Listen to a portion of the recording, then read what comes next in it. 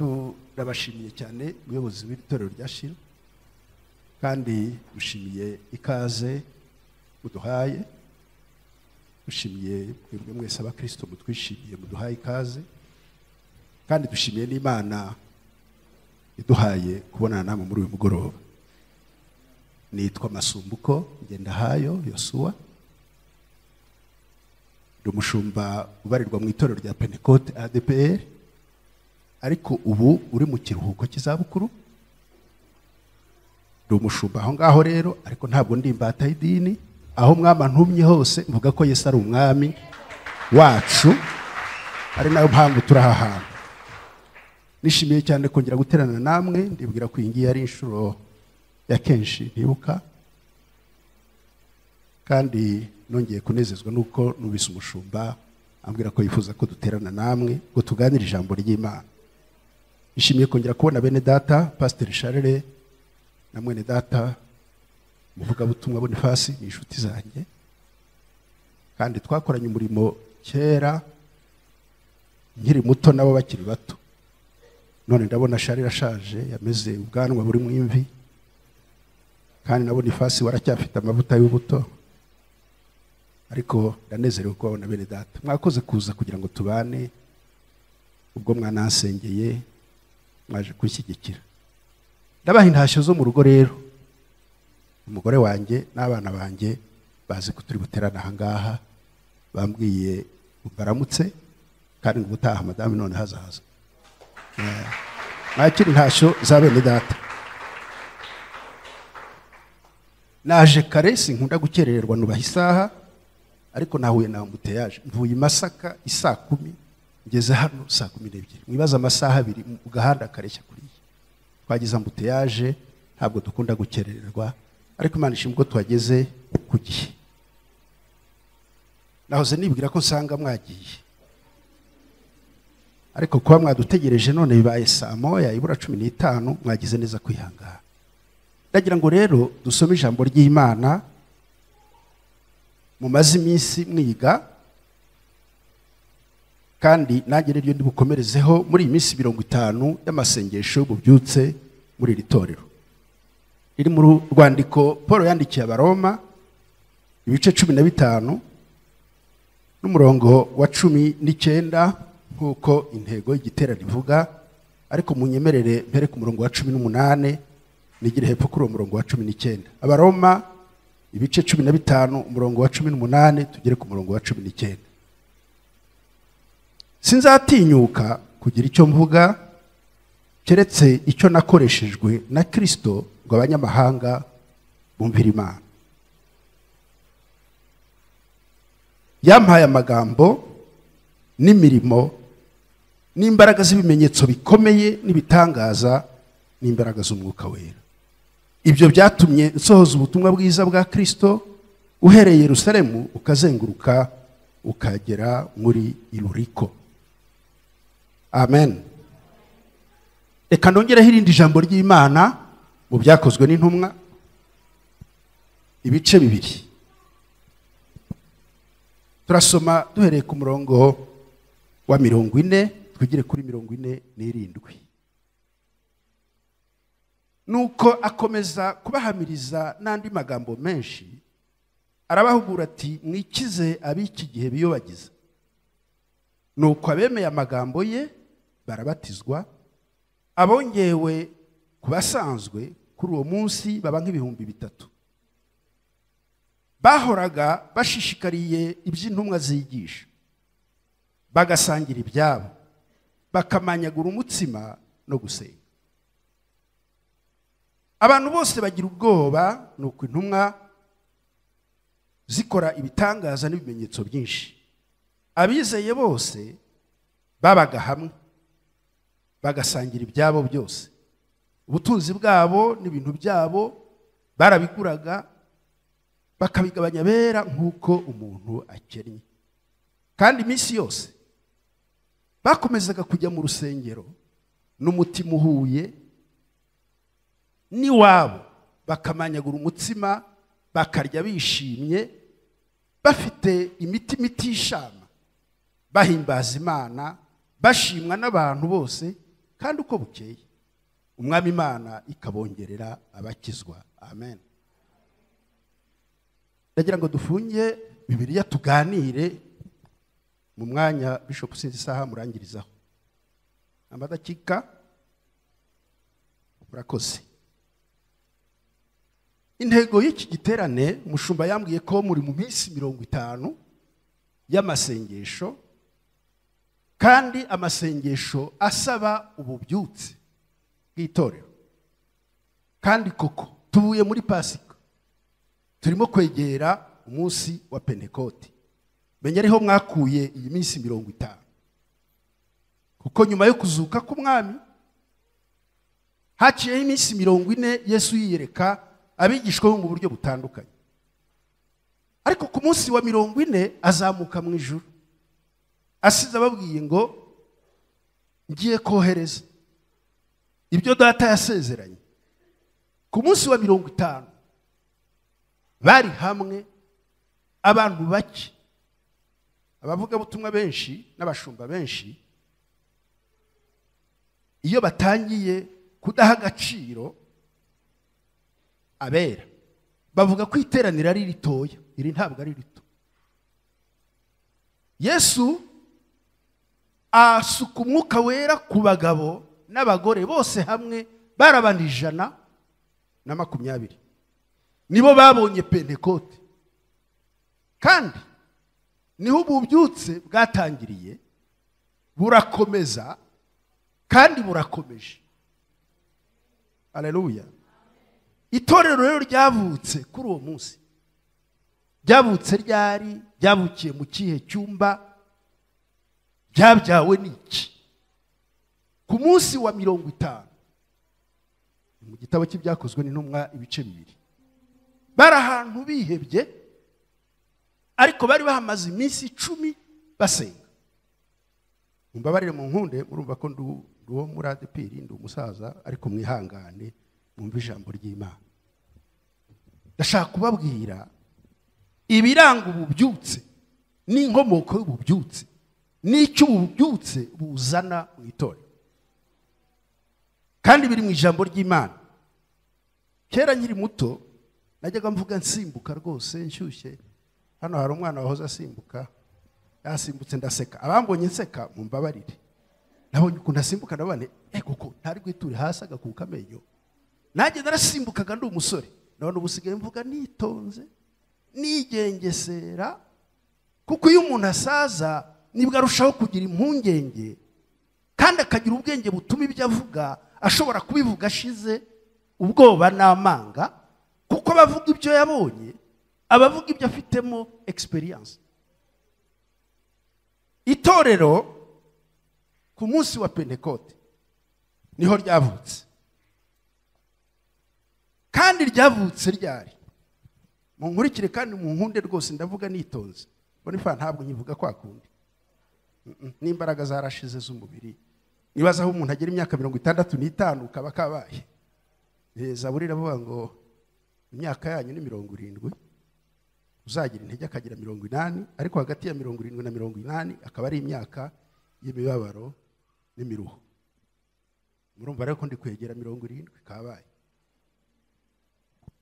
Bibiliya iratubwira ngo Yesu amaze kujya mu ijuru, kandi ndajya mbabaza munansubize, ariko wa muhungu wasimbukaga ari he? Nintamubona ndareka kuvuga ubutumwa. Kuki bavuga ubutumwa twicaye, barangiza tugiye kuvuga bagasohoka? Ndashaka kubona abaririmbyi, ndashaka kubona basirimbaga, kuko tugiye kuganira ububyutse, kugira ngo batibwira ko ububyutse ari ukuririmba gusa, ari no kubwiriza gusa. Ndashaka kubabwira ibintu biranga ububyutse, bizana ububyutse, n'icyo ububyutse buzana mu itorero. Itorero ninde? Ni wowe nanjye n'abicaye aha ngaha bose. Ntabwo namwibasiye, namukunze, kuko utari mu mwuka w'Imana ntabwo washobora kubyina bene kariya kageni. Nukuri wabyina ukaruha, ariko ububyutse ni iki? Yesu amaze kuza mu isi yagize ibihe 3 byo kubaho. Igihe cya mbere amaze kubyarwa na Mariya kugeza ku myaka 30 yabaga mu gihe cy'umwijima abantu batamuzi. Noneho abantu bamubonaga muri quartier, ntabwo nyankunda gutera haleluya cyane, ariko ndashaka ko munkurikira kandi tubane rwose, ni munshika ndabimenye. Munkurikira. Abantu bo muri quartier aho Yesu yavukiye, aho yabaye i Nazareti, wari umuhana mubi, wari umudugudu mubi, ku buryo uwitwa Nataneli yigeze avuga ngo mbese hari icyiza cyavuka i Nazareti. Abantu rero bakajya bavuga ngo dore wa muhungu w'i Nazareti, mwene Mariya na Yosefu mubaje. Iyo umuntu ashaka kukunegura avuga mu izina rya nyoko naso, akavuga n'akazi gaciriritse cyangwa katabaho. Nguwo Yesu mwene Mariya, mwene Yosefu charpentier, umufundi. Kandi barangiza bakavuga ngo kandi afite na bene nyina, Yohana, Yuda, Yakobo, Yose n'abashiki be turabana. Yesu yamaze iyo myaka 30 ari mu gihe cy'umwijima, abantu batamuzi, bamwitiranya na mwene Mariya. Niyo mpamvu abasiramu bajya bavuga ngo ni Isa bin Mariam, baba bavuze ngo ni Yesu mwene Mariya. Mu Bayuda ntabwo bakundaga abagore, barabasuzuguraga. Iyo umuntu yashakaga kugusuzugura mu Bayuda, yakwitaga umwana w'umugore. Na hano mu Rwanda, uretse u Rwanda rwa none, mushima Imana abagore baraha, Imana yarabibutse. U Rwanda rwa kera iyo umuntu yagutukaga aravuga ngo dore uwo mwana w'iki w'umugore, uzapime uzirebe. Yesu mu gihe cy'umwijima asuzuguritse, batazi icyo akora, batazi icyamuzanye, yakimazemo imyaka 30. Igihe cya kabiri rero yaza kuvuga ububyutse, ariko maze kuvuga Yesu ko ndababwira ko ububyutse butarimo Yesu si ububyutse. Ububyutse hatarimo Yesu ni imikino, ni entertainment, indirimbo n'igisirimba. Hatarimo Yesu nta bubyutse buba burimo. Ububyutse amaze kugira imyaka 30 ngo arasohoka arideklara kumugaragara. Amanuka asanga itorero rya Yohana Umubatiza ryari gifite abantu benshi, asanga Yohana Umubatiza ari kubatiza kuri Yorodani. Ayo magambo muyasanga mu butumwa bwiza uko bwanditswe na Matayo. Ngo araza asanga Yohana ari kubatiza abantu umubatizo wo kwihana. Turacyari kumwe? Umubatizo w'iki? Wo kwihana. Murakihana? Ese mwakijijwe mwarihanye? Uzi ko basigaye babwira abantu ngo ushaka kubatizwa naze tumwandike. Uwo muntu yo mu mujyanye mu mazi ntabwo abakijijwe, abaje kwiyandikisha ngo abatizwe. Yesu asanga Yohana ari kubatiza abantu, nawe aturukari ati ndaje ngo mbatize. Naho Yohana ari mu mwuka, abandi barita Yesu mwene Mariya, na Yohana ngo akebutse ngo aramureba ari mu mazi, ngo aramubwira ati nguwo ntama w'Imana ubabarira ibyaha by'abari mu isi nguwo. Ngo aravuga ati nahangara nte kukubatiza kandi undusha ubukuru. Ati umwuka wantegetse gukora iyi mirimo yarambwiye ngo uwo nguwo uzamubona igihe hazaza, uzamumenya, kandi numubona azaba ari we ntama y'Imana ibabarira ibyaha by'abantu bose bari mu isi. Yesu avuga aya magambo, ndashaka kwiruka. Baravuga ati mbatiza maze dusohoze ibyanditswe byavuze. Ngo amushyira mu mazi. Icyo ntasomye, nta cyaha Yesu yihariye kuko ni umuziranenge. Yavutse nta cyaha, yabatijwe nta cyaha, yabambwe nta cyaha, yazutse nta cyaha, yagiye mu ijuru nta cyaha. N'Imana muntu wakimukura mu mazi, ngo umwuka wera aramumanukira. Bwana asifiwe sana. Ngo ariko aza mu ishusho y'inuma. Munsubize, ngo aza mu ishusho y'iki? Y'inuma. Ngo araza mugwa ku bitugu, ngo iyo numa irimutindaho akiri mu mazi. Ngo ijuru rirasama rirakinguka. Ngo ijwi rya se wamutumye aravuga ngo nguyu umwana wanjye nkunda, mumwumvire ndamwishimira, nguyu umwana wanjye nkunda. Ngo akimara kuvuga iryo jambo, Yesu ngo asohoka mu mazi yuzuye imbaraga z'umwuka wera. Haleluya. Nibwo yatangiye akazi, arasohoka, nibwo yabumbuye ijambo rya mbere. Nimugire ngo nagiye kure, nagiye kure kugira ngo muze kumva aho ububyutse bukomoka. Ntabwo ububyutse bujya bupfa kuza. Ngo agisohoka, akigera hanze, ngo baramushagara, baravuga bati uwo twabonye abatizwa na Yohana ni umukristo udasanzwe. Icya mbere, ijuru ryakingutse. Irya kabiri, twiyumviye n'amatwi yacu ijwi ry'Imana. Icya gatatu, ni ukuri kuba tubona Yohana batiza, nta muntu twabonye w'inuma kereka uyu mugabo. Ngo barangira bati uyu rero kandi na Yohana yamuhanuye, aravuga ngo niwe ntama w'Imana ukuraho ibyaha by'abantu. Yohana ngo icyo gihe yarakuyemo inkweto, akoze handover, abwira Yesu ngo ni wowe twari dutegereje, umurimo wanjye urarangiye, none Yesu endelea ni kazi yako, njyewe ndashoje. Kandi koko akimara kumuhandinga over, Herode yahise amufata mu igihanga. Yesu ngo arasohoka. Umva ijambo rya mbere ryavuye mu kanwa ka Yesu. Bakristo bashimye, mukunda ijambo ry'Imana kuruta uko mukunda igisirimba.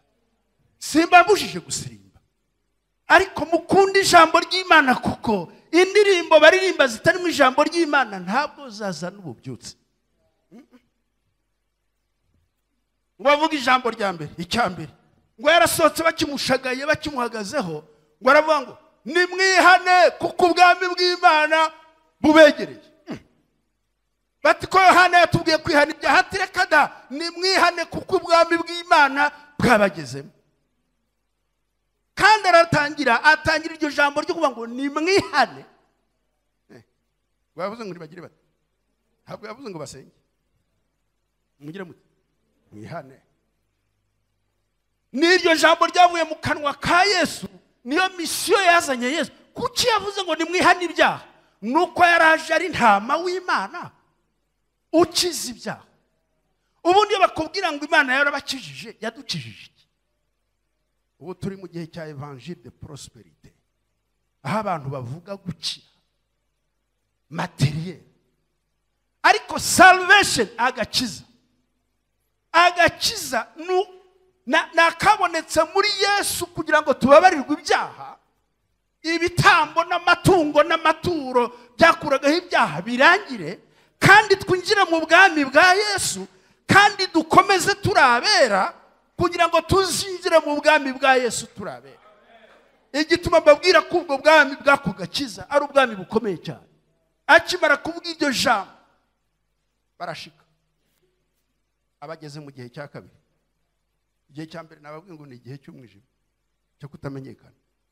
Icya kabiri ngo bageze mu gihe cyo kwamamara. Anyuze hose, nimurebe ibyo yakora. Yagiriraga neza abanyamubabaro, yakizaga indwara z'amoko yose, mu nkurikire, kandi yazuraga n'abapfuye. Yagiriraga barimo abadayimoni n'abasaza, akabakiza bakaba bazima. Ariko si ibyo gusa, yatanze n'imigati n'imitsima agaburira abantu 5,000 bitarimo abagore n'abana. Statistique yerekana ko yagaburiye abantu 20,000, imitsima 3 n'amafi 2. Maze abantu baravuga bati nta wundi muntu ukwiriye kuba umwami. Uwo munsi akora igitangaza cy'ibiryo, mu nkurikire, maze imyaka 65 kandi akakatuzura sindahaga.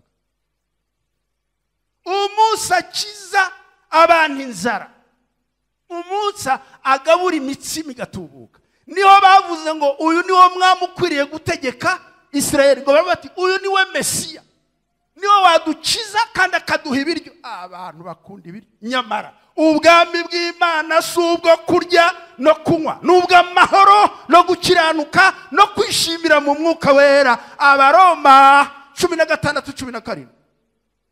Umunsi avuga iryo, niyo bamukurikiye ari benshi. Bati twabonye umuntu ugabura kweri. Niyo mpamvu mujya mubona abakristo benshi mu nkurikire mwuka byara shaka ububyutse. Bakunda umuntu babwira ngo urakize, ikuzamuye mu ntera, iguhaye abana, igukoreye ubukwe bwihuse, ikujyanye Canada, mbonye inzu igeretse.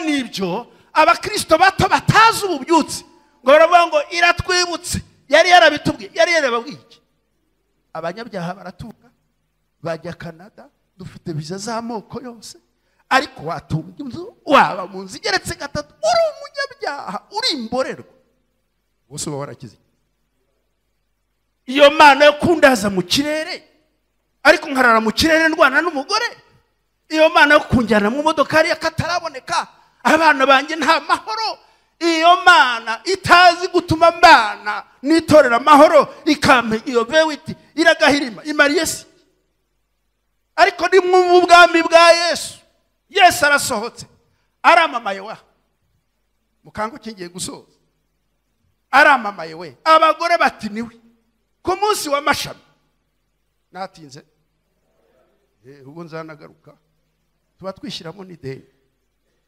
ku munsi wa mashami ku munsi wa Pasika ngo baravuga bati nta kundi Yesu ngo akora igitangaza ngo abwira abahungu be intumwa ze n'abandi bahungu ngo arabwira ati mugende murasanga ahantu mwikona icana cy'indogobe iziritse kitigeze giheka umuntu mugende mukiziture nimwumve Yesu wo tubabwira basha kandi nimumara kukizitura nihagira ubakora hakababwira ngo urakijyana ngo mumubwira ngo umwami haleluya atangira kwidekarara kera yari mwene Mariya kera bamurebe bakavuga ngo ni Isabeli Mariya aravuga ngo umwami ni ukidutumye aragishaka ngo barakimuha anyura mu muhanda capital Yerusalemu abagize amahirwe kujya mu Isirayeli mwareba iryo rembo yaciye mu marembo 12 yababa we Bonifa ndababaye ko ngiye kuvuga amateka atariyo yanzanye avuga ububyutse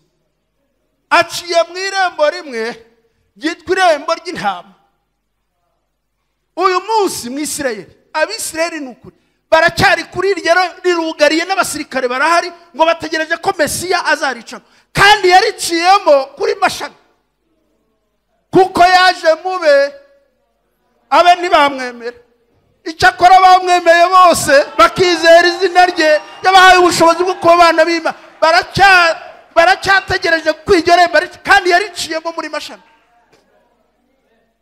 arica amahetswa n'icana cy'indogobe ubuhanuzi bwa Zakariya burasohora ngo haciye abagore yagiriye neza abo yirukanyemo abadayimoni abo yakirije indwara abo yakirije abana abadayimoni abo yagaburiye abo yagiriye neza bose ngo basasa imyenda barayisasa abandi imikindo mu ntoki niwo umunsi mukuru w'amashami ukomoka ngo barasasa barangiye bavuga ngo hozana hozana hayirwuje mu izina ry'Uwiteka reka mbakopeze gato hozana bivuze iki ndashaka kubaza abaririmbyi baturirimba hozana bivuze iki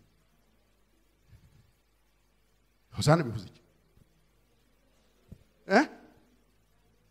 oya hozana ryonyine risobanuye mushumba wanjye itorero warimpaye cyakora sindi kunyaga ndarigaburira hozana ni ijambo mu ruheburayo rivuga ngo dukize save us hozana ngwino dukize hozana dukize save us abantu bazi ko hozana ari ukuramya oya bari kuramya uwicaye ku ndogobe ariko bamusenga bamubwira ngo ngwino udukize kuko yari umwami ariko yari umukiza uje kubakiza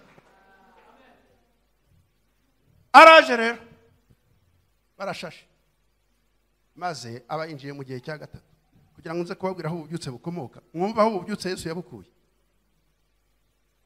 igihe cya gatatu mu cyumweru cya nyuma ngo apfe atangira kubwira abigishwa be abamenera amabanga ba Petero baje kuzavamo ba representare gare na ba Yohana na ba Yakobo na nyina Mariya muzambabarire nimukunda ijambo ry'Imana hazagira umbaza kuva mwabona Yosefu mwigeze mwongera kumva hari aho Yosefu bamuvuga muri Bibiliya yapfuye kare Yosefu yarakenyutse niyo mpamvu n'ukuri kw'Imana ndagira ngo mbwira abantu ububyutse mutazibwira ngo ububyutse n'ukubyara no guheka Mariya yapfakaye amaze kubyara abandi bana b'abahungu, amazina yabo turayazi, ay'abakobwa ntabwo azi kuko abayuda barabasuzuguraga, ariko arangije arapfa. Niyo mpamvu ku munsi w'umusaraba Yesu ateze amaboko ku musaraba, amerewe nabi, bamukubita bamuhora ibyaha byacu yaje gupfira, ngo yabwiye nyina Mariya ngo mugore, ntabwo yamwise ngo mama, mugore dore umwana wawe. Abatuze Yohana murumuna wa Yesu uvuka kwa Mariya na Yosefu. Yohana intumwa wa undi wabaga mu gituza cyaramubwira ati nguwo umuhungu wawe azakwiteho, uko yari umupfakazi. Ngo arangije abwira Yohana, ngo aramubwira ngo Yohana nguwo nyoko, hase wari uhari. Rero upfakara si umwaka nk'uko bajya babihanura. Upfakara si ibyago udasangiye n'abandi. Mariya yarapfakaye kandi arakomeza abika amagambo y'umwana we paka, kuko yari yarabitse ijambo ry'Imana kuva mubyara. Yajya bati uyu mwana ni igitangaza, ngo akabika ayo magambo mu mutima we, akavuga ati ariko narabyaye, ariko koko uyu nabyaye si umwana ahubwo nabyaye Imana. Ngo no mu rupfu rwe yarabuze ati ndagukurikira, no kuzuka Mariya yagiye ku gituro kuko yarazi ko Yesu atazahera mu gituro. Bavandimwe, ageze ku musaraba mu cyumweru cya nyuma cya kindi cy'ubuzima bwe, ndagira ngo mumve ububyutse bukomoka. Batangira kubwira abigishwa be aya magambo akomeye.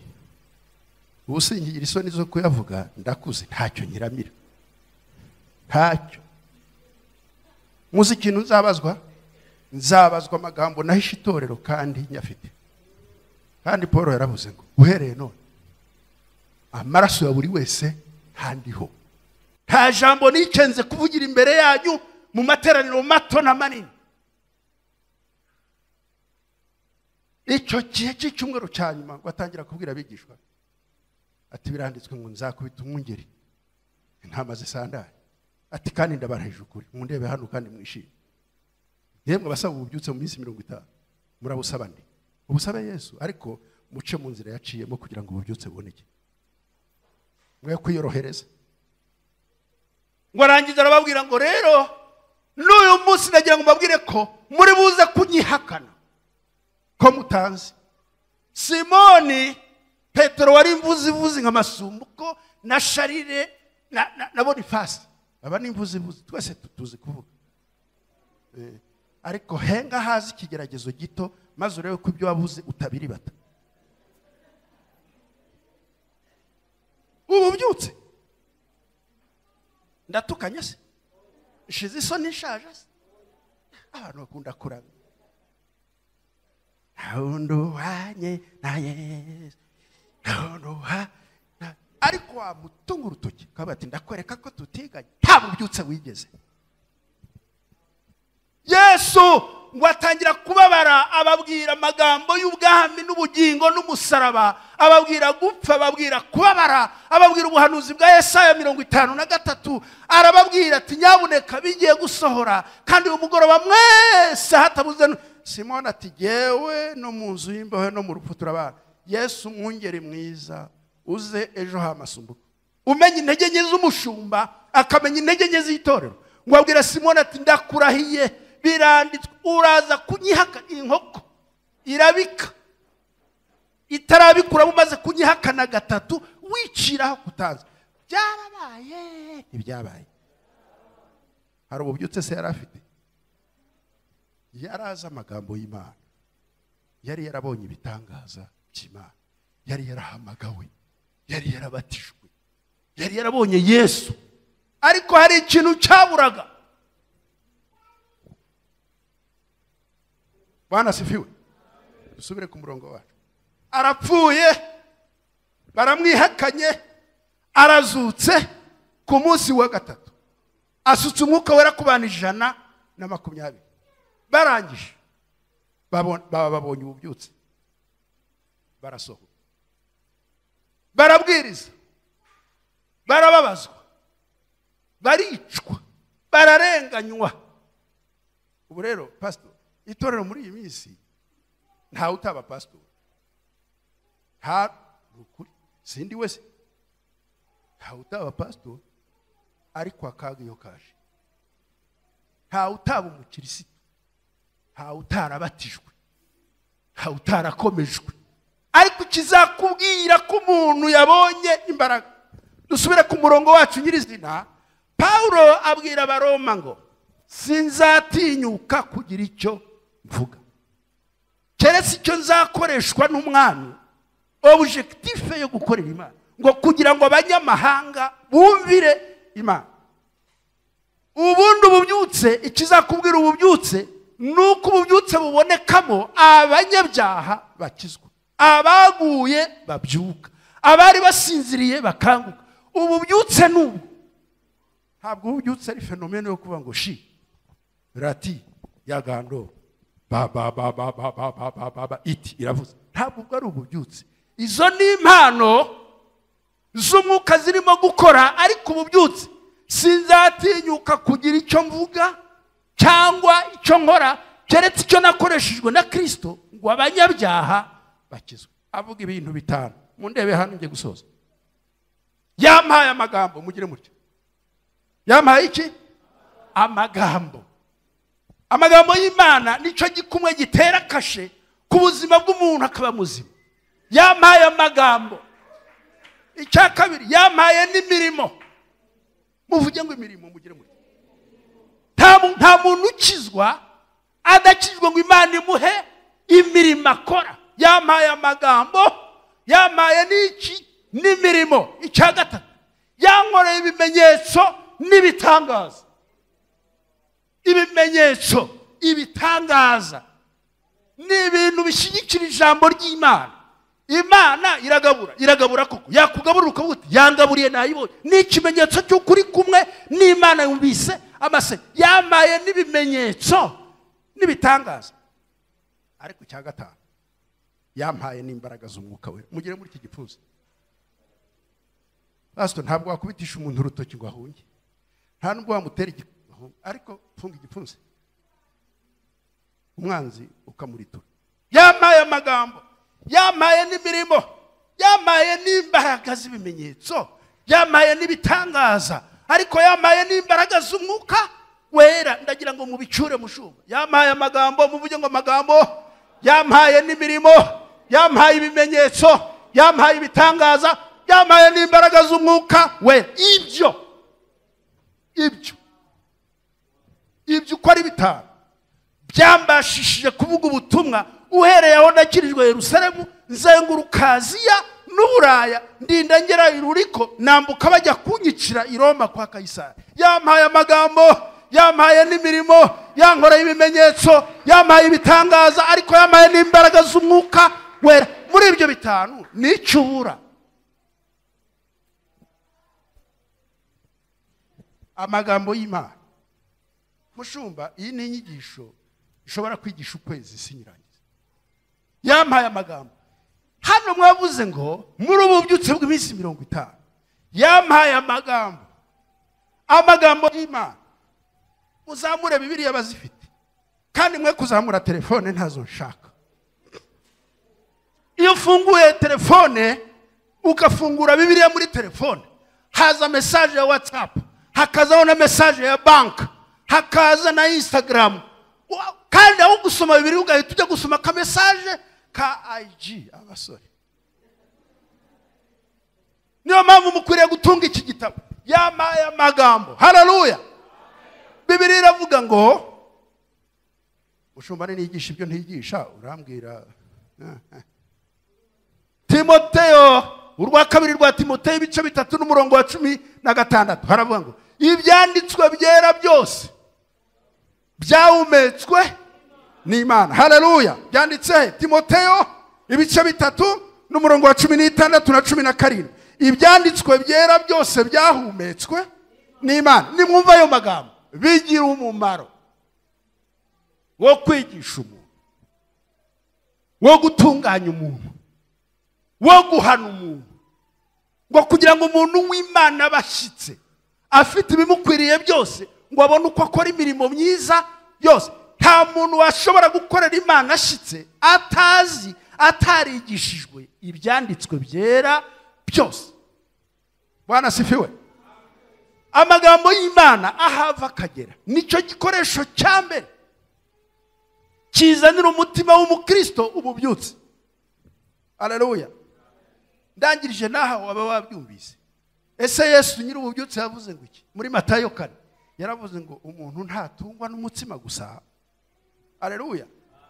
Kuri soma nabi bituma abantu bumva nabi. Ntabwo Yesu yavuze ngo ntabwo umuntu atungwa n'umutsima. Oya.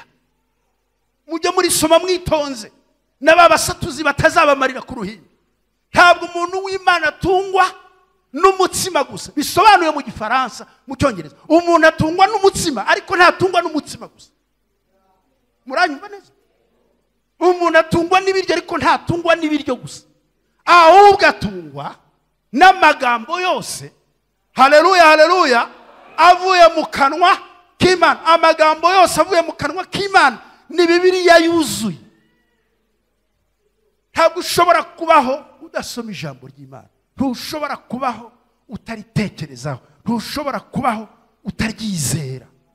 Ntushobora kubaho nta hantu wazajya, ntabwo uzajya mu ijuru nudasoma ijambo ry'Imana. Kubera iki? Niba gukora mu jisho. Nge ndi karateka d'imetier. Nge nakoze karate imyaka 16. Mujya mureba ukuntu nkadagira. Murameze nya. Banatekinze kava. Kubera nahoraga niteguye kurwana. Uranyuma. Ntabwo ushobora gukomera utazi ijambo ry'Imana. Ntabwo ushobora kwihangana utazi ijambo ry'Imana. Ntabwo ushobora gukunda utazi ijambo ry'Imana. Ntabwo ushobora kugira ufungurira utazi ijambo ry'Imana. Ijambo ry'Imana riruzuye kugira ngo rigaburire umuntu, rimuhane, rimuteshe, rimuyobore abashyitse yuzuye. Wabona uko akora umurimo w'Imana wose. Inkingi ya mbere izana ububyutse ni ugutungwa n'amagambo y'Imana. Muhese icyubahiro. Uracyarisoma, urarikunda, uraryisomera. Ndababaye. Imana yampaye umugisha, yampaye abana. Ubu mfite n'abuzukuru. Ariko wakugeza intambara ndwana n'abana. Buri mwana afite computer. Buri mwana afite telefone. No kubabwira ngo dufite amasengesho, tugira amasengesho buri wa gatanu n'umugoroba y'agahato. Kandi ibyo ndashaka kubibwira ababyeyi bara mubahate. None urashaka kuzajya mu ijuru usigera nkumi yawe. Urashaka kuzajya mu ijuru umwana utaramubwiye ko kumwitaba ari cyawe. Kuwa gatanu n'agahato. Iyo bibaye kuwa gatanu akobwa kanjye ka gatanu kajya kavuga papa uyu munsi ni umunsi wa papa. Bawise wanjye. Kandi umugore wanjye niwe muyobozi w'umudugudu wo kuwa gatanu. Uyu munsi ni wowe uri busome ijambo ry'Imana. Nawe uradusomera igice cya kabiri. Nawe uraza kutubwira icyagufashije. Batari ko papa, we are not pastors, man. Banyita men. Ntabwo turi abapastor, man. We are not pastors, man. Tabona umukobwa wabona ifasa avuga ijambo ry'Imana ishyari rikanyica. Yakoze iby'imbaraga kabiri. Ko ndizi kandi ko naryumvise kuri Beni. Yakoze iby'imbaraga.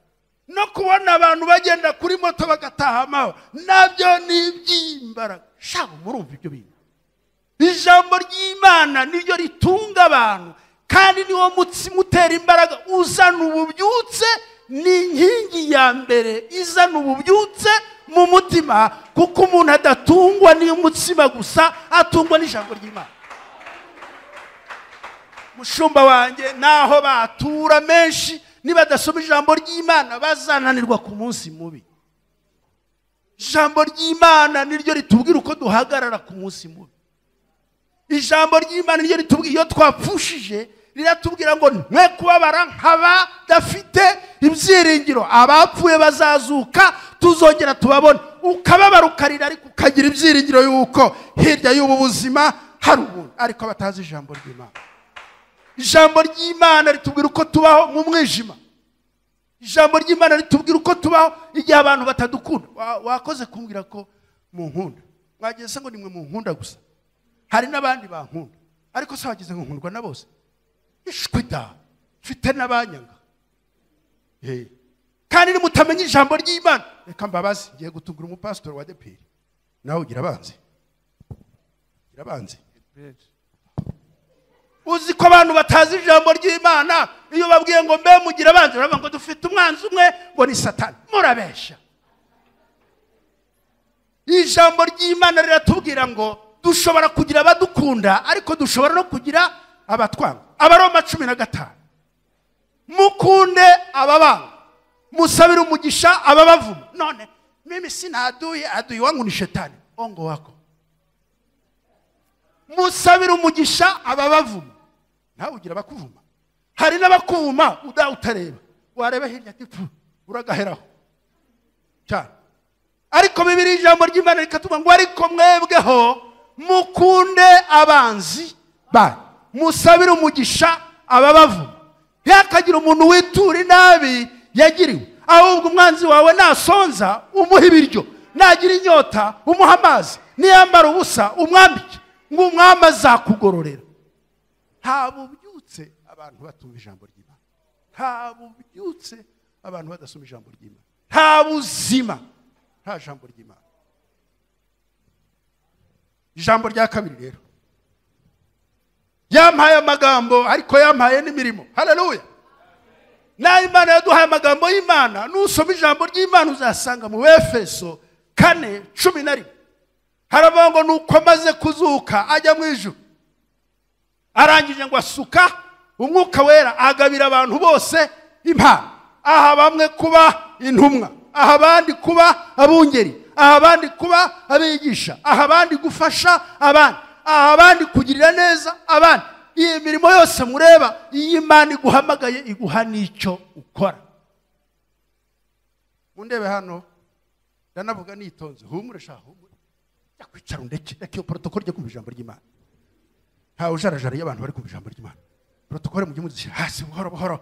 Yesu yajyaga ananirwa akicara ku bwato hasi down, akicara mu bwato yatiye, nta gatuti yari afite mwuka byarabo, yatiye indogobe nta modoka yari afite, ngenda ifite databuja aragahora ku ngoma. Ariko n'igihe udafite imodoka ntibikubujije gukorera Imana. Abo kubahwa mu bubahe, ariko Yesu niwe ukwiriye kubahwa hejuru ya byose. Niwe tureberaho, niwe cyitegererezo turebe uko yabaye.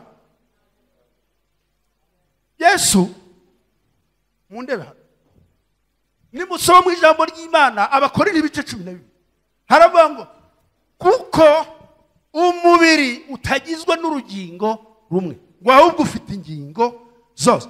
Kandi ngo itorero ni umubiri wa Kristo. Haleluya. Munsubize, ngo itorero ni iki?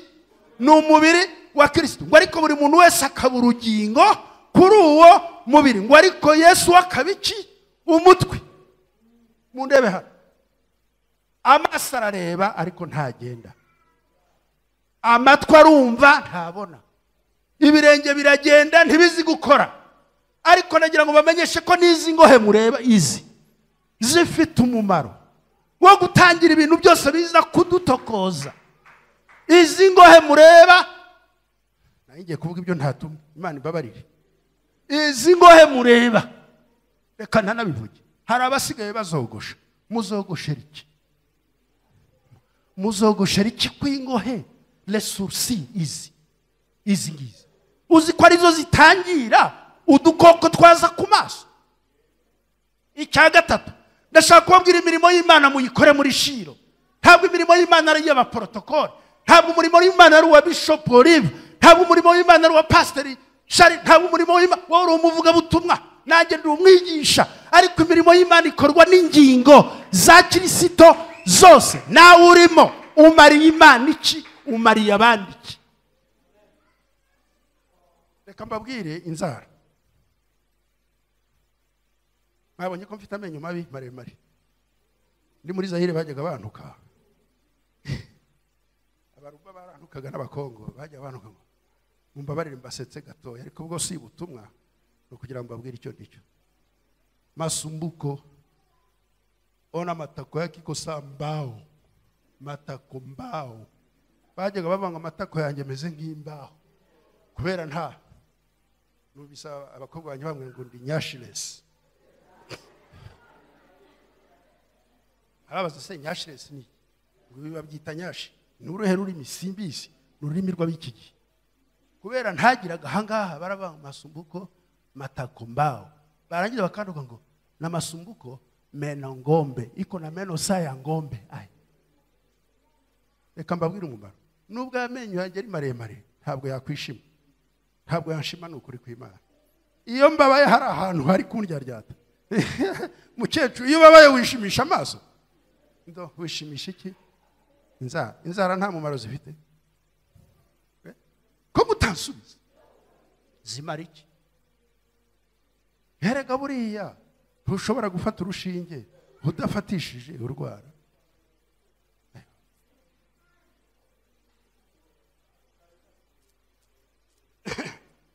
Aka murakabya yamaye amagambo ariko yamaye n'imirimo. Itorero nk'umubiri wa Kristo, buri muntu n'urugingo ku mubiri wa Kristo kandi umuntu wese agakora umurimo umwami yamuhaye. Kandi ntabwo akora umurimo w'Imana ahubwo akora umurimo w'Imana akorera izindi ngingo. Aho bizi niba munyubize abantu bazi rero ko umurimo w'Imana ari uw'abashumba n'ababishopu n'abavuga ubutumwa babona ifasi n'abamasumbuko basaze kuri YouTube. Je nkora nk'akagingo gato wowe ukora iki? Yamaye amagambo ariko yampaye n'imirimo. Nta muntu wakijijwe wahawe ijambo ry'Imana wumva ijambo ry'Imana unanirwa gukora icyo ategekwa n'ijambo ry'Imana. Yampaye n'imirimo kandi akagukoresha n'ibitangaza n'ibimenyetso ariko yampaye n'imbaraga z'Umwuka Wera. Reka nihutire ku gice cya nyuma twasomye cy'ibyakozwe n'intumwa. Ndagira ngo ho muhakore kugira ngo nyabasigireho umukoro maze mbone uko ntaha. Icyambere abigishwa bamaze guhabwa Umwuka Wera bari 120. Ngo bari bangahe? 120. Barasohoka. Umuvuga butumwa wa mbere wagabiwe impano yivuga butumwa ni Simoni Petero.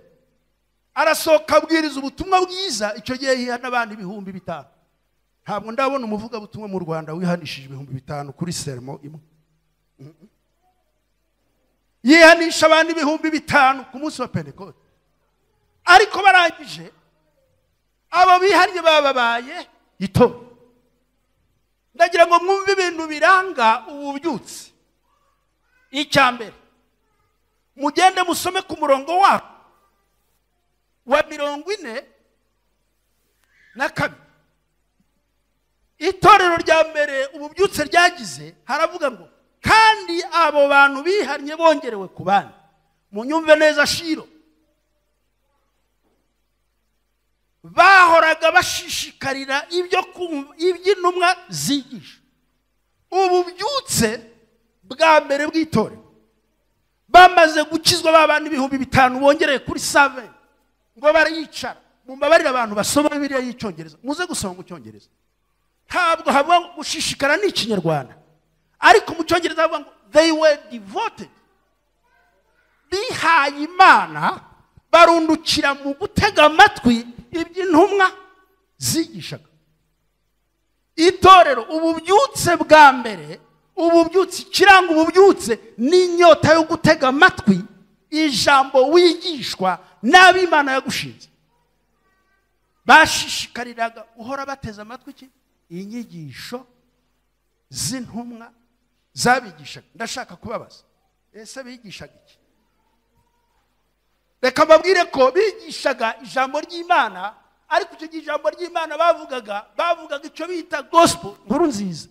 Nta kindi intumwa zigishaga Yesu uko yavutse, uko yabayeho, uko yapfiriye ibyaha byacu, uko yateze amaboko ku musaraba, nuko yazutse kugira ngo dutsindishirijwe, nuko yagiye mu ijuru akohereza umwuka wera, nuko azagaruka gucyura abera. Iyo niyo gospel bavugaga, kuko ibyanditswe byera byari bitarandikwa. Isezerano rya kera ryonyine niryo ryari rihari, ibindi bavugaga n'ibyo babonanye Yesu. Bakavuga ubutumwa bwiza. Mumbabarire mu nyumve, ubutumwa bwiza buvuze iki? Gospel ni iki? Kuko nge ndi umunyabyaha ntabasha kwikiza, kuko nta mirimo yo gukiranuka nakora yankiza. Ariko Yesu wavutse nta cyaha, akabaho mu buzima budafite icyaha, agapfira ibyaha byacu ku musaraba, yategeye amaboko kugira ngo umwizera wese atarimbuka ahabwe ubugingo buhoraho bw'ubutumwa. Ni habari njema ya kuokoa wenye dhambi. Ni inkuru nziza ibwirwa abanyabyaha ngo bagire bate? Bakizwe. Nibwo butumwa bavugaga. Noneho abo bigishwa bakicara ngo bagashishikarira kumva ibyo intumwa zigishaga. Reka mbabwire ikimenyetso cyerekana ko umuntu adafite ububyutse, nta nyota yo gutega amatwi ijambo ry'Imana. Nubona hari n'umuntu w'Imana, nubwo yaba ari Masumbuko, nubwo yaba ari Bonifasi, reka mwibwirire kuko turaziranye. Yigeze ansaba ngo ndashaka kukwigiraho, sinabikomereye cyane. Umunsi warundutse ukumva wabwira ijambo ry'Imana abandi, ariko ntugire inyota yo gutega amatwi ijambo ry'Imana, ububyutse buzaba bwagabanutse. Bashishikariraga kumva iby'intumwa zigisha, bashishikariraga gutega amatwi ijambo ry'Imana. Icya kabiri, babaga hamwe. Mumbabarire mu buryo ngo hamwe, babaga hamwe, togetherness. Babaga hamwe. Abizeye ngo bagiraga bate? Babaga hamwe. Kundi abantu batari kunkurikirana ngo bagiraga bate? Babaga hamwe. Nimurebe ikintu cyabwira ko nta bubyutse buhari. Nta murokore ugishaka kubana n'umurokore, ahubwo ashishikarira kubana n'umupagani. Kandi bisimbeshya ndakuze mfite 65. Merutse kuganira n'umuntu arambwe ati aho guhakaza abarokore Masumbuko nagaho umupagani. Ese kuki hatabarokore n'indyarya umushyira mu kazi akakwiba? Therefore ntabwo nzangaje abarokore, nzangaje abapagani. Kandi warakijijwe. Ndamubwira nti umwuka wera yagushizemo, hauna roho wa Mungu. Bibiri iravuga ngo mugirire abantu bose ineza uko mubonye uburyo. Abagalatiya 6:20. Mugirire abantu bose neza uko mubonye uburyo, ariko cyane cyane abo mu nzu y'abizera. Babaga hamwe. Icya gatatu, ngo bagasangira ibyo bafite nta bwiko. Ubwiko murabuzi bana bato? aba.com ntabwo bazi ubwiko. Ndaza kuwusomera umurongo w'abagira ubwiko. Salomo waruzi abakire kuko yari umukire. Yigeze avuga ijambo rirambabaza. Yaravuze ngo ntugakunde cyane kwicarana n'abakire, kandi ntugaterwa amatsiko no kurya ibyo kurya byabo, kuko bazabitereka ku meza ariko umutima wawe utari kumwe nabo. Uzabakire yavugaga igihewe nawe. Umuntu ashobora kuguha ibiryo ariko atagukunda. Ahubwo atirya sirya wasohoka yakabati ubupfura bwarashize n'ukuri kw'Imana. N'umukecuru gwe agahangaraka. Aleluya yemwe, Imana ibimbabariremo. Abarokore mu bubyutse basangiraga ibyabo nta bwiko, kandi ngo babaga hamwe. Ndagira ngo basobanure ijambo ry'Imana ntayo wanjye basa. Ngo babaga hamwe bagasangira ibyabo, ngo barangiza bakamanyagura umutsima bagakora igaburo gera, ngo ariko bagasangira n'ibyo kurya. Ibiryo simple, le manger, le repas. Niyo mpamvu nabwo ngo musome muri Bibiliya y'Icyongereza irababwira ngo bajyaga basharinga mili niki ibiryo.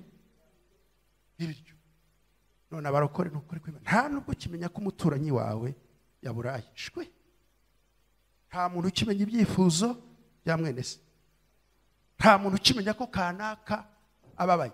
Aba bantu bamaze gukizwa bashishikariraga kumva iby'intumwa zigisha, kandi babaga hamwe, kandi bagasangira ibyabo, bagasangira n'ibyo kurya byabo badafite ubwiko, ngo kandi bakamanyagura umutsima.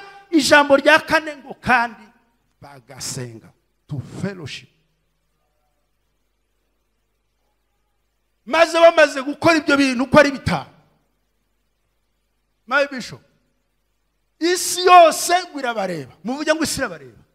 Ubundi itorero twubatse ku mpinga y'umusozi, ab'isi batarakizwa baratureba, ngo barabareba. Bageze mu bakristo bo muri Antiyokiya, ngo banabo bantu barabana, ngo babaga hamwe. Iyo rero mvuze ijambo ryo kuba hamwe, abantu baravanga nuko turi abakeye. Umuntu mutabanye hamwe ntiwamenya icyahatse. Ntabwo ushobora kumenya mwene nyuko utamusura. Ntabwo wamenya diakoni utarageze iwe. Ubu bishop wanyu sinje ntabwo duherukana. Ni bandi baza hatuye. Uzi ko abantu bari aho batazabashumba baba. Uzi ko abakristo baririmbana batabana, kandi bagera hano kuri stage.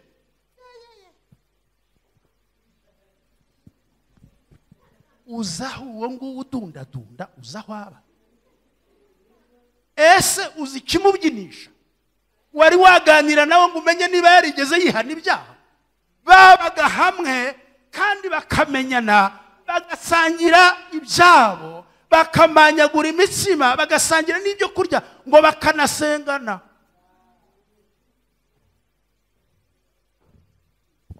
Ngaya magambane y'itorero ryari mu bubyutse.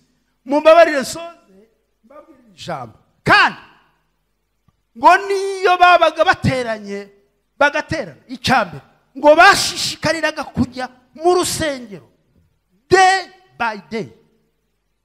Mumbabarire, day by day bivuze iki? Ni igihe hari amateraniro ya burakeye bagashaka umwanya bakajyayo. Ni igihe hari amasengesho yo kwiriza ubusa bafite umwanya bakajyayo. Kandi bakajya no mu materaniro ngo bashishikariraga kujya mu rusengero, ngo kandi bakanasengera no mu nzu zabo. Dalermezo, icyo gihe urusengero rwari Yerusalemu ni rumwe, ariko iyo batahaga bateraniraga mu mazu yabo, bagahugurana ijambo ry'Imana, bagasubiramo iby'intumwa zabigishije, bikongera bikabafasha. Ngo kandi mwumva objectif yanyu babubyutse, ngo maze uko babikora, ngo umwami, muvuge ngo umwami ngo akabongerera umubare w'abagira bate, w'abakizwa.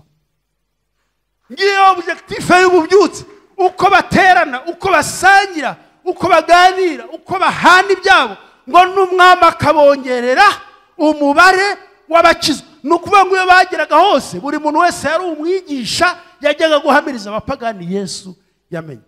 Uko babikora rero, ngo kandi umwami akabongerera iki? Umubare w'abakizwa. Ngibyo biranga ububyutse. Reka nde kujya muri detail. Itorero icyo dukwiriye kumenya ni uko isi iratureba. Uriya mushumba wanjye, igituma mvuze aya magambo yose ni imyaka maze. Nakijwe muri 85, nabatijwe n'umwuka wera le 5 Novembre 85.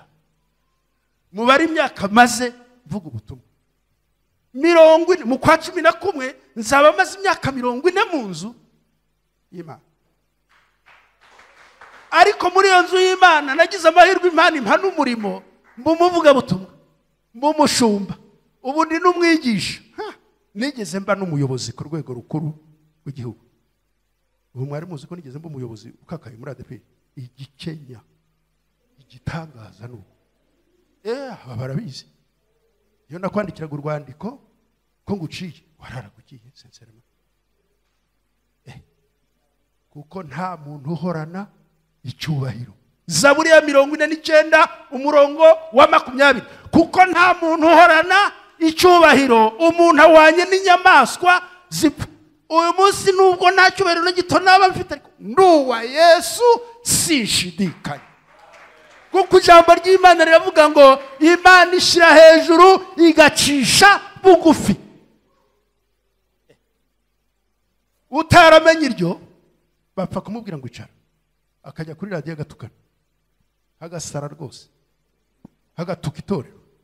Faites attention. Igituma mbabwirira ijambo ry'Imana, isi iratureba, itorero riri mu bubyutse, isi irarireba. Yesu aravuze ngo mumeze nk'umudugudu wubatse ku mpinga z'umusozi utabasha kwisha, kandi ngo ab'isi niba babona, s'il vous plaît mumbabarire mu nkurikire, ngo ab'isi niba babona bakabona n'imirimo yanyu myiza, ngo bazahera ko bahimbaze Imana so yo mu ijuru. Nukuvuga ngo imibereho y'umukristo uri mu bubyutse ituma ab'isi bifuza Yesu. Reka nsoreze aka kantu nagiye kubabwira ko mu itorero ry'Umwantiyokiya abigishwa bageze mu Antiyokiya, barimo Paulo, barimo n'abandi, bahageze ngo bagera mu kadugudu bita Antiyoshe mu Bugiriki. Bahageze basanga agatorero gato. Bishop, je vous encourage, ntukavuge ngo itorero ryawe ni rito. Amatorero yatangiye mu nzu. Itorero ryatangiriye mu nzu y'umugore witwaga Lidiya, wari umucuruzi ucuruza ibintu by'igiciro. N'itorero ry'Ifilipi ryatangiriye, yakijijwe, yacumbikiye abavuga butumwa, arihana. Itorero ry'Abafilipi ritangirira mu nzu. Abakristo bari bake abo mu Antiyokiya, ngo barabana. Nimurebe ukuntu babaga abanyeshiro ko muri bake muba hamwe, aho si ugusenga na mutabana. Abonye ari we muyobozi wa gahunda, kandi njye nta soni mfite, ndakuruta, urangana n'imfura yanjye, gusa urumva nagutinya sha, ndakubaha rwose. Igihugu cyanjye kingana nawe, ubu kirasoretse ntiwareba uko rumeze. Isore cyiza cyane, isore cyiza rwose. Ubusigaye ese shaho washaka, akambwira papa nimuzana se nzamushyira muri kiriya cyumba cyawe wampaye. I need some money, I need more money, I need more money. Nta kindi avuga ni more money. Ntabwo ni shaho rero, ntabwo umuntu atungwa n'imitsima gusa. Mushyiramo no kwizera, naho nimudashyiramo kwizera muzarongora mushaje. Sinzarongora ntagira imodoka, sinzarongora umuhungu waje kuntereta atari muri benze, ntabwo namwemera. Urongorwa na benze, urongorwa n'urukundo. Babaga hamwe ngo babaye hamwe. Dore ikintu cyayerekanye abantu bo mu Antiyokiya, ndagira ngo mbakomeze aho ijambo ubukristo rikomoka. Ngo babanye bakaramukanya, bagakundana, bagahoberana, bakanirwa gutandukana, bagasangira ibyabo, bagahana ibyifuzo, bagafashanya. Mu Antiyokiya ububyutse bw'urukundo, barakundana, babana. Kandi abapagani bo mu Antiyokiya baranganaga, bamwe basenga Imana, abandi basenga ikigirwamana, abandi basenga iki. Bareba abo bantu babana, bakundana, basengana, bafashanya. Abapagani barimo batari ko aba bantu ko tutarababona muri iki gihugu. Aba bantu bameze batya, bameze ngo abapagani barebye abakristo mu Antiyokiya ngo barabati, aba bantu urabazi? Ndati simbazi. Wabonye uko bakundana? Wabonye uko babana? Ujye ubona ukuntu basurana, ubona ukuntu batabarana, ubona ukuntu nta mukene ubabamo, ubona ukuntu bagirirana neza. Ngo barangije bati icyakora icyo twamenye, bari abantu bo mu Antiyokiya, icyo twamenye ngo ni abakirisito, ni abantu bayobotse umwami witwa Kirisito. Uwo munsi abapagani babita abakirisito. Izina ubukirisito ni nickname, ni surnom, bivuge mu Gifaransa, nicyo nize mu Kinshi. Ntabwo Yesu yatwise abakirisito bisho, Yesu yatwise abigishwa be. Ariko abapagani babonye uko tuba hamwe, babonye uko tubana, babonye uko dufashanya, babonye uko dusa na Kristo, babonye bari abantu n'abakirisito. Aho mu Antiyokiya ni witorero ryawe izina n'abapagani ngo ni abakirisito. Ko mudakomeye Yesu amashyi. None kwaba abantu ubumwe ko ari bwarangaga ububyutse, turacyagira ubumwe? Nishyiremo turacyabana. turacyafashanya, turacyamenya abantu baturimo. Uza gusoma hariya muri cya gice cya 2 umurongo wa 45 haraba ngo kandi ngo bagerageje ku bushake bwa bari ngo bakamenya icyifuzo cy'umuntu, uwo muntu akavuga ati cyuriya ndagikemura, uyu nawe akavuga ngo ndagikemura. Hari abantu babeshye ngo ni abakomunisme, ntabwo ari abakomuniste, ahubwo barasenganaga. Witwa nde madamu? Rakabaho Chantal. Chantal ngo akavuga ngo yitwa Marisiana, reka mubatize. Akavuga ngo Marisiana twamenye kwa hatuye. Haleluya. Kuba baramusuye twamenye kwa hatuye. Iki niki ntabyo twabonye. Kuko yamusuye Chantal akavuga ngo icyo ndagikemura, agafata intebe zo muri sarakazi ikorera kazishyira Marisiana. Nuko abigishwa babana bafataga ibyabo bakabisangira, kuko babaga baziranye n'imitwaro yabo yose. Barifa uzaza usure kandi ugire vuba, ugira umwete, ntabwo uzigenza nzapfira, uzaza usure. Ubu mu nkunda muzaho mba waje kunyumva, turaherukana sha. Alors ubu uko mbayeho duherukana cyagiye, muzaza niho niba hari ububyutse muzaze.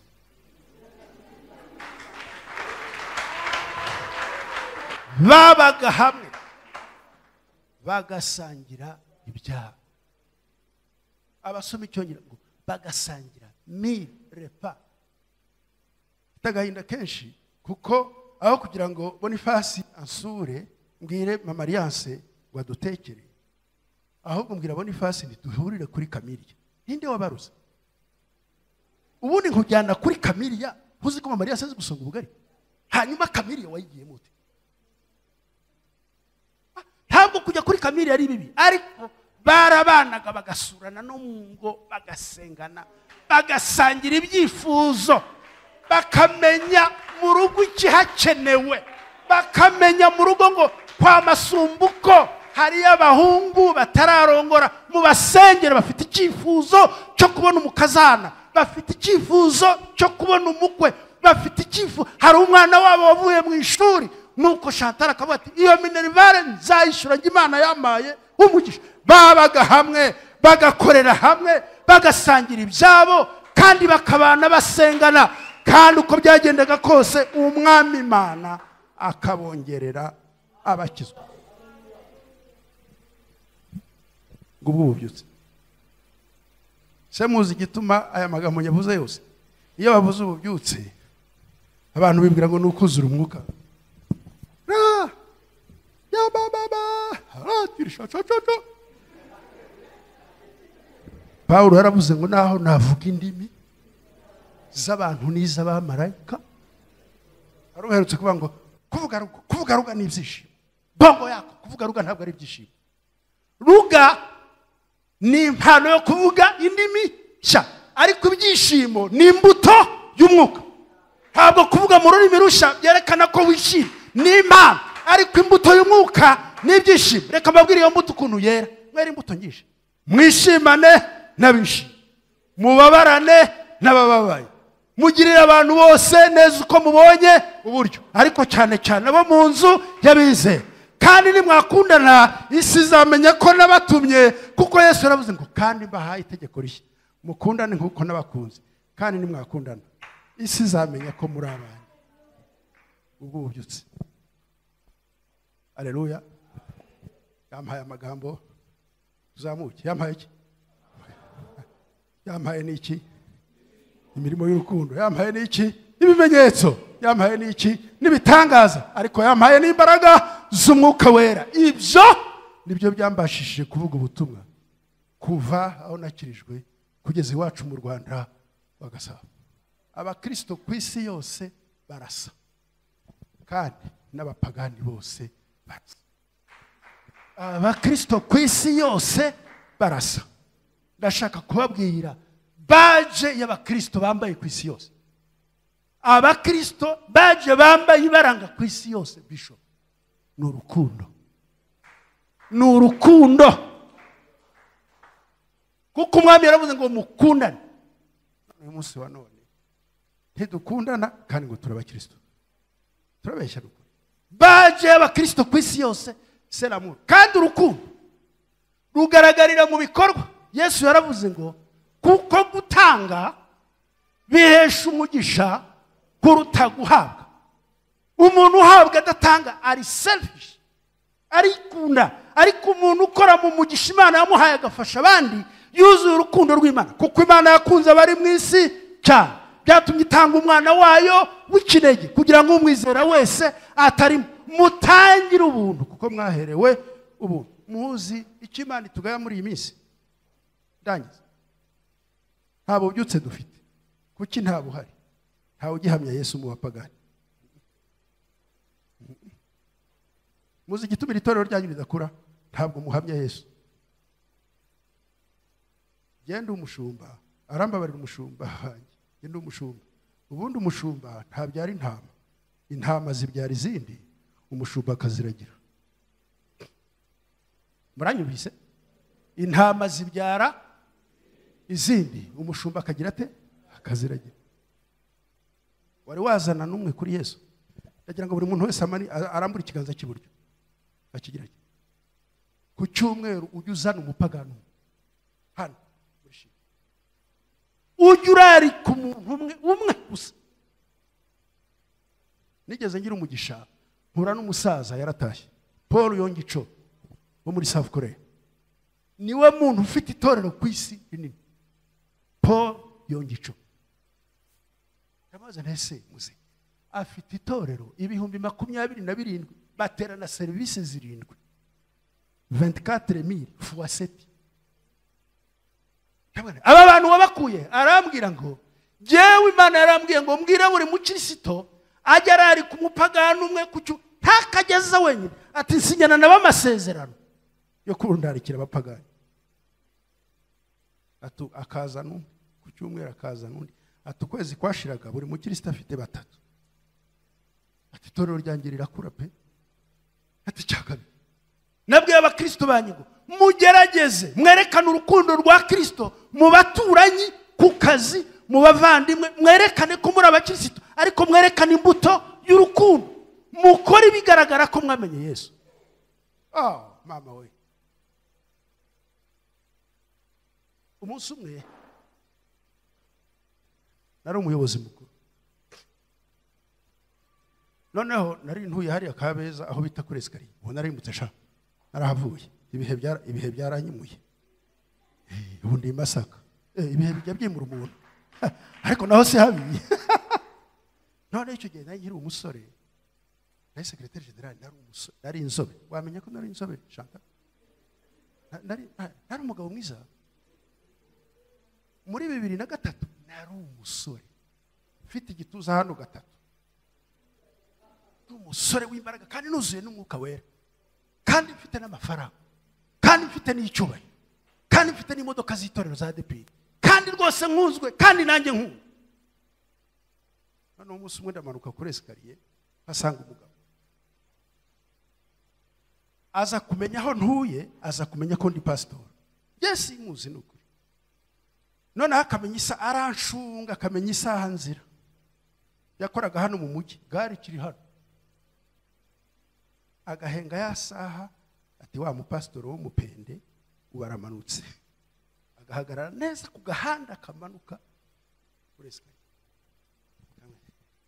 Aramutse boss. Ntabwo ndi boss, ndi pastor. Mwama kari futi boss. Turajya he man? Man yari taraza. Turajya aho boss. Ati ngiye Nyarugenge. Naho yaranshunze, azi n'ibiro byanjye hano mu Gakinjiro, bya biro bya etage twakorera. Hamuhari futi. Ugaca kongera kantega. Hamuhari futi. Araruha imodoka ibiye. Cyane. Ibiye rwose. Noneho araruha akajya hagarara, hirwa gatega, noneho nahagera nyingahagara. Sincèrement, ahinduka kolege. Arangije bukeye ndabona ko kujya ukunda kuntega witwa utuye ukora iki uri mu ntoki.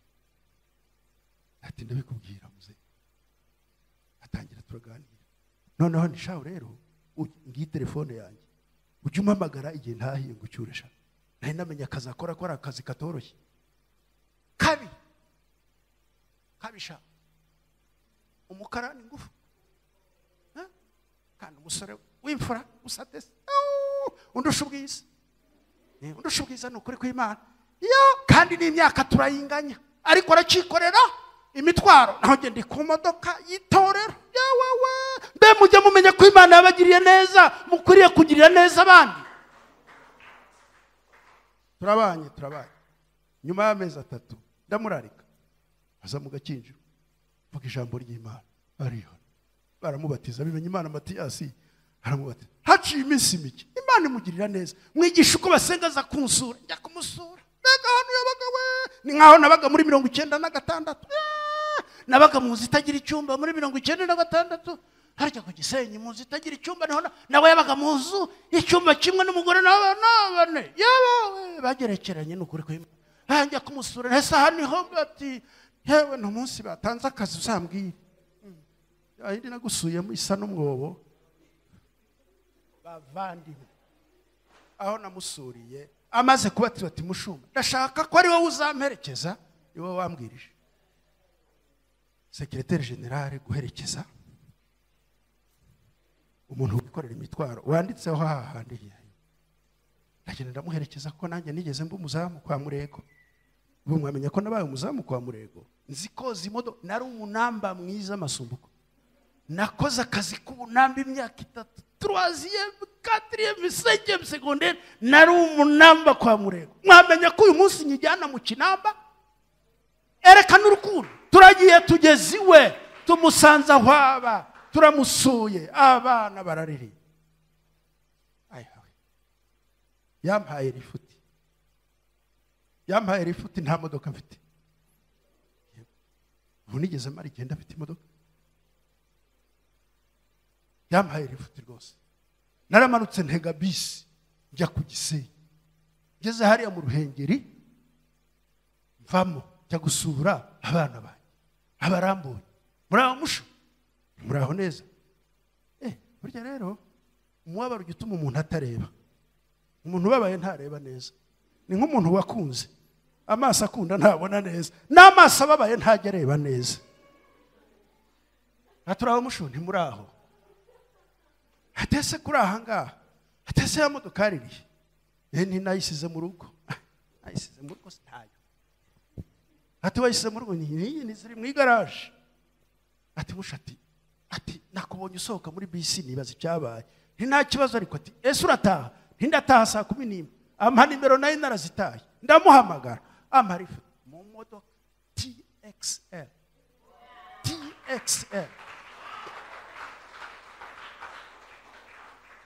ariko kimara kundamutsa arabwo ngo nta kindi yandamukije arabwo sinzibagirwa ko ari we wankuye mu rwagwa no muri kanyanga no kunywa itabi n'ubuhamya wampaye ariko cyane rifuti yo kuri esikariye yatumye menya ko mu barokore hari abantu b'Imana babaga hamwe basangiraga ibyabo ariko bahamyaga Yesu aho bagiye hose kandi uko bukeye umwami Imana ikabongerera abakizwa.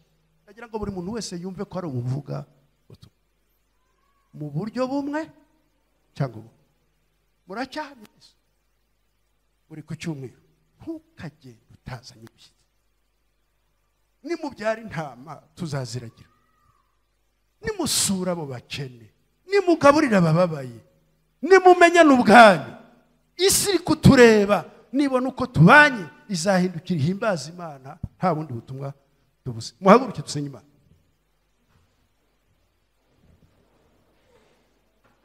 Yampaye amagambo tugende yampaye iki mutungwe n'amagambo y'Imana muryisomere. Yampaye n'imirimo yampaye iki buri muntu wese n'urugingo rwa mugenzi we mukorerane. Icya gatatu yampaye ibimenyetso, hari ibimenyetso Imana yagukoreye ufite ugenderaho. Icya kane yankoreye n'ibitangaza ariko yampaye n'imbaraga z'Umwuka Wera. Ibyo nibyo bizana ububyutse.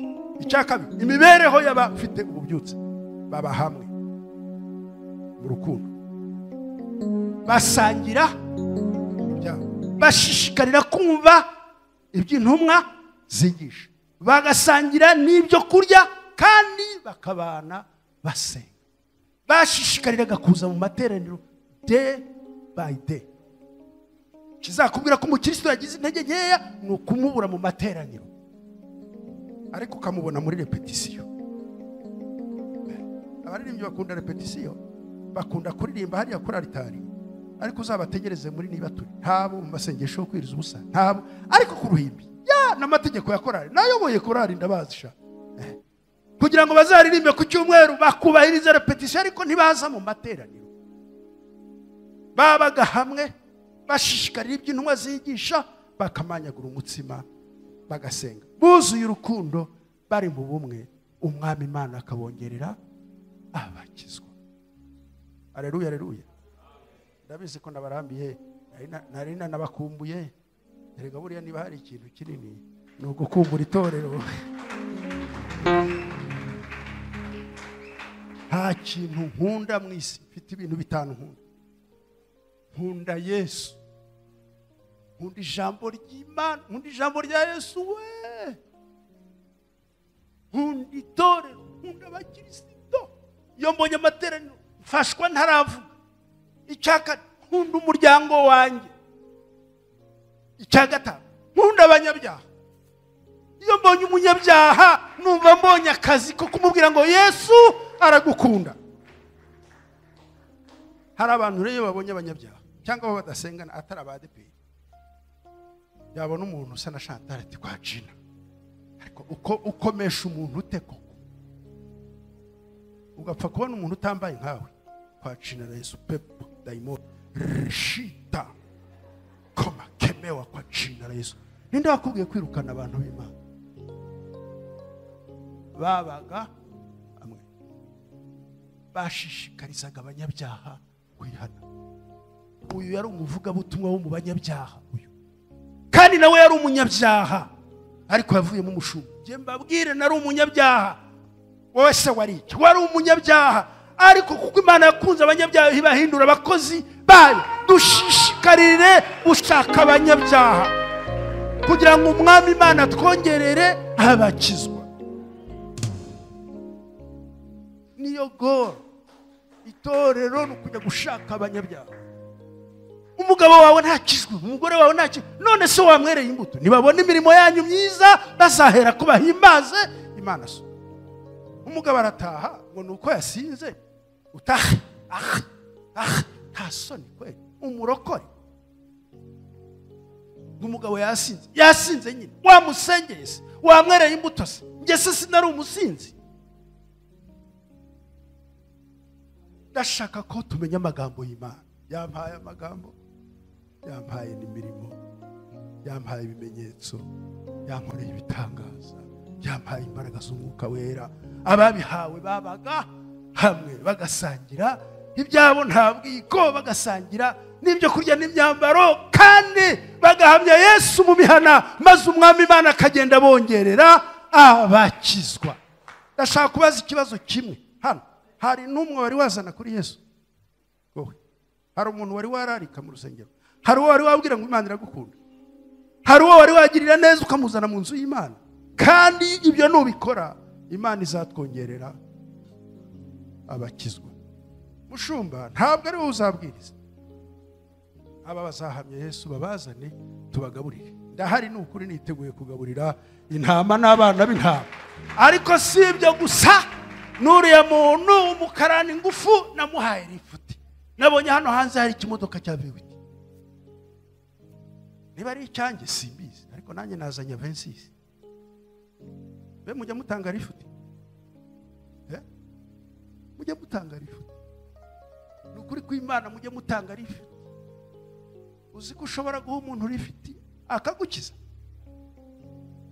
Mujya mugira neza, mugirire neza abantu bose uko mubonye uburyo, ariko cyane cyane abo mu nzu y'Imana. Nitwihane kuvuga ngo ntabwo nzahakaza abarokore n'abariganya. Wamugendereye ukamubwira uti ihana uburiganya, ariko ukamugirira neza. iyo ugiriye neza umuntu w'umurokore yaragiye kugwa arabyuka. Iyo ugiriye neza umuntu mubiteka aravuga ngo mbonye Imana. Haleluya yemwe. Ni saa 2 niko bambwiye ngiye gusenga. Mujye mugira neza, mwerekane urukundo rwa Kristo. Mwikwiyita abashiro mu b'abakristo, mwikwiyita abadeperi mu b'abakristo, mwikwiyita amacacu mwitwa abakristo. Abantu nibabona imirimo yanyu myiza bazahimbaza Imana. Ntabwo ari uko bazabona urusengero rwiza, nta nubwo ari uko bazabona korali zisimba cyane. Ni wowe wahoze usimba shaka, ni wowe. Nibabona imirimo yawe myiza uzabyina bafashwe, ariko nubyina nta mirimo myiza bazavuga bati ari kudiha. Ni nkaho yagiye muri boîte de nuit. Kuririmba nta mbuto ntacyo bibyara, ntabo byutse. Ibi nababwirije, ibi ndi kubabwiriza. Niba mbabwiriza ibyo ndakora ndajugunya mu muyaga. Abantu nibabona ibyo tubwiriza ko ari byo dukora bazavuga ngo Imana koko irahari. Gugu ubyutse. Imana ibahe umugisha. Imana ibahe umugisha.